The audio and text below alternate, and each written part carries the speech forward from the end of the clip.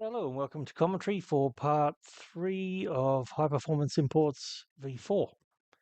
When I uploaded this originally, I somehow managed to combine a little bit of VIP cruising in Osaka with a visit to Signal Auto, also in Osaka.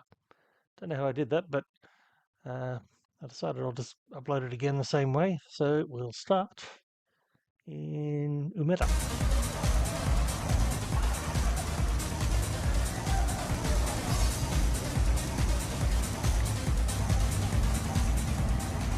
Umeda is the busiest part of Osaka, packed with shopping centres, restaurants and the occasional Ferris wheel. On a Saturday night, it is crowded with people and the streets are packed with crazy modified cars. It's physically impossible to drive fast here, so most are either crazy modified vans or over-the-top VIP cars. This unfinished spectacle shows how Japanese VIP fans develop their own body kits. Sheets of fiberglass are glued and screwed into place to get the basic shape. Then more fiberglass is added. Sort of had a VIP car of my own in Australia. I didn't have any of the body kit stuff, but I had the same worker mitts wheels that are on that car, which I think is a Crown. And they were 18 by 11 and 18 by 12. So I did have to modify the guards, but I did it mostly with welding.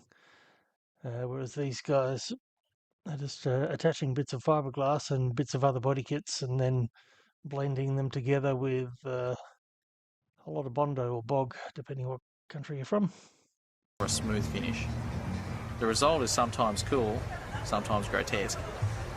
The police don't worry too much about the bodywork, but if you crank the stereo for too long outside the same restaurant, they might show up.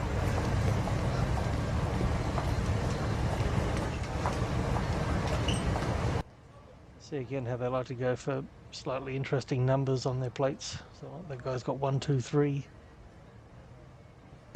That's when the night becomes expensive. 1, 1,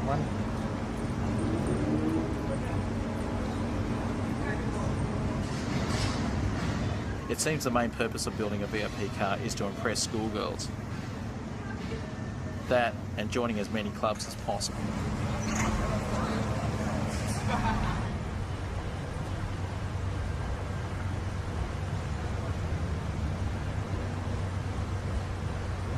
Everyone has their own technique for standing out, but there's always one guy who stands out more than anyone else.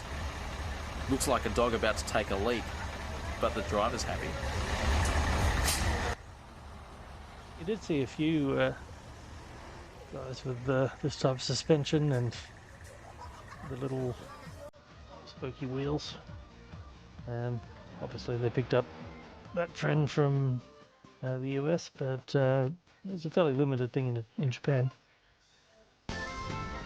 As one of Japan's best known tuning shops, you can always expect to find something interesting in Signal Auto.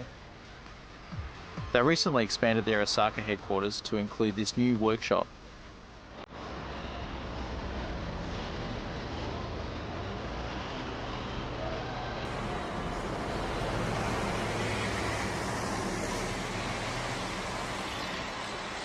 The car that caught our eye was hidden in the back corner.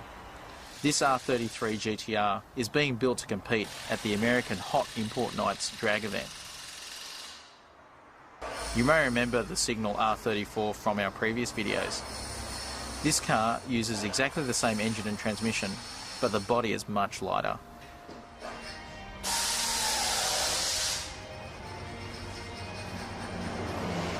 The capacity is 2.8 litres, thanks to a HKS spacer and stroker crank. The turbos are HKS 3240s, supporting over 1200 horsepower. There were a few different 2.8 kits back then. Some of them had only a tiny stroke increase and a bore increase to make up the capacity. This one actually had a spacer, so all of the capacity came from extra stroke. The funny thing is, in Australia, we had an RB30 already, but that motor was virtually unknown in Japan. In fact, when I was running Automoto, I actually exported a few Australian Nissan RB30s over to to Japan. They literally weren't sold in anything over there. And even when OS Geekin made its RB30 race engine, they didn't really give any consideration to the RB30 that was already made by Nissan.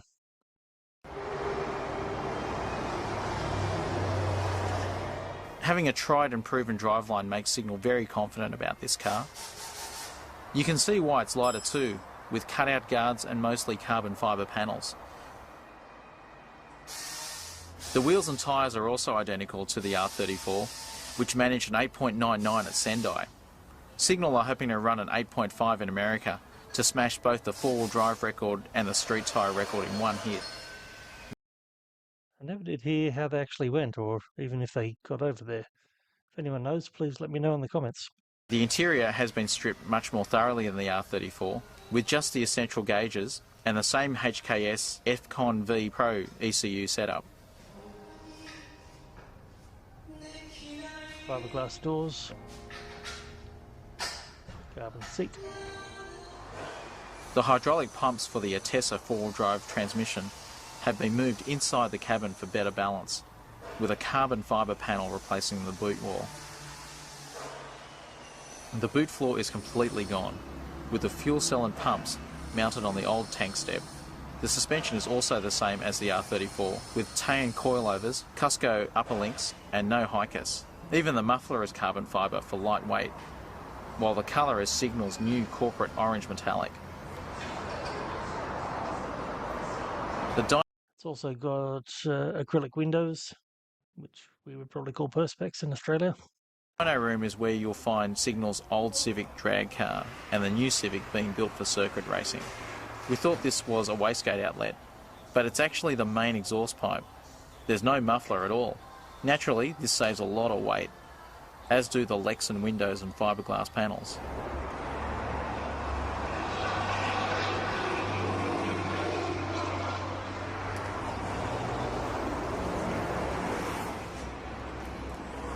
Even the doors are moulded fiberglass.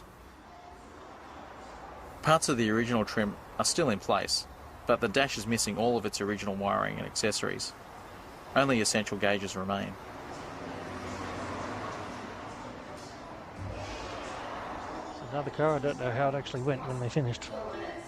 So let me know if you do.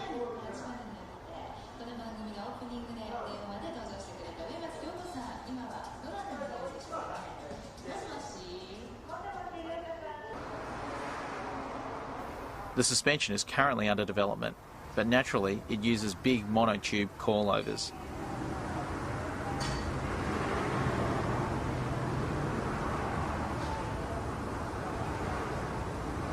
At the front, an oil cooler sits next to a surprisingly small intercooler, by Japanese standards at least.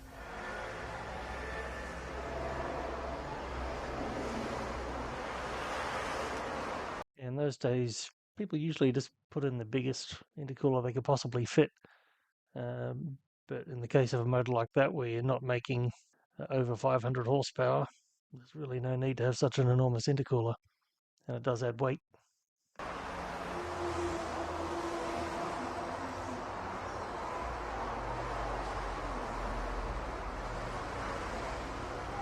The B16A has many similar features to the drag car, including the fuel rail, Signal turbo manifold and Trust T67 turbo. But this one has a much smaller exhaust housing for quicker response. Power is limited to 360 horsepower, as this is already difficult to control in such a light front-wheel drive circuit car. The fuel system and sump are also carried over from the drag car. We hope to hear about the track times soon. As I said, I never did hear about the track times. In fact, I didn't hear a lot more from Signal in general after this visit. Really didn't go to Osaka all that much, except to go to Central Circuit and also to catch up with some friends there. I wound up getting a lot more busy going places like Nikko Circuit and Sendai and also Fukuoka. Anyway, that's it for part 3. Thanks for watching. Please like and subscribe, and we'll see you for the next one.